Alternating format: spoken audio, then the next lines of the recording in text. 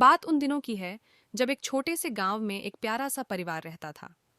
इस परिवार में पिता रमेश, माता राधा और उनकी दो प्यारी बेटियां सुमन और कविता। रमेश किसान थे और दिन रात खेतों में मेहनत करते थे, जबकि राधा घर का कामकाज संभालती थीं और बेटियों की देखभाल करती थीं। सुमन और कविता दोनों ही बहुत होशियार और मेहनती थीं। सुमन बड़ी थी और कविता उससे 2 साल छोटी। दोनों बहनें हमेशा साथ खेलतीं, पढ़ाई करतीं और एक दूसरे का ख्याल रखतीं। गांव में उनकी दोस्ती की मिसाल दी जाती। एक दिन गांव में एक मेला लगा। रमेश ने अपनी बेटियों को मेले में जाने की अनुमति दी। दोनों बहनें मेले में बहुत खुश थीं। वहां तरह तरह की दुकानें, झूले और खेल थे।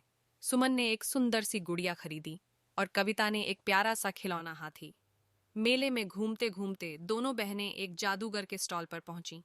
जादूगर ने अपने खेल से सभी को चकित कर दिया। उसने एक बड़ी सी टोपी से कबूतर निकाले और फिर अचानक एक चमचमाती सुनहरी किताब दिखाई।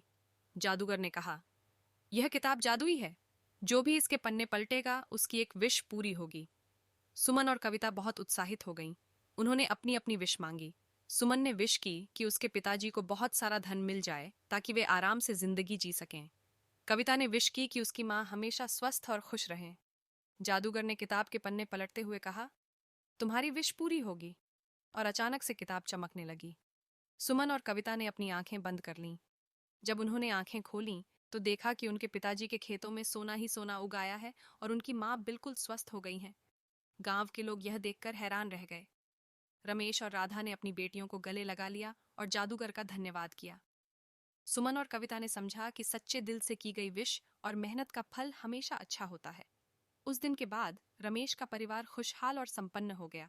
सुमन और कविता ने अपनी शिक्षा पूरी की और गांव के बच्चों को पढ़ाने लगीं।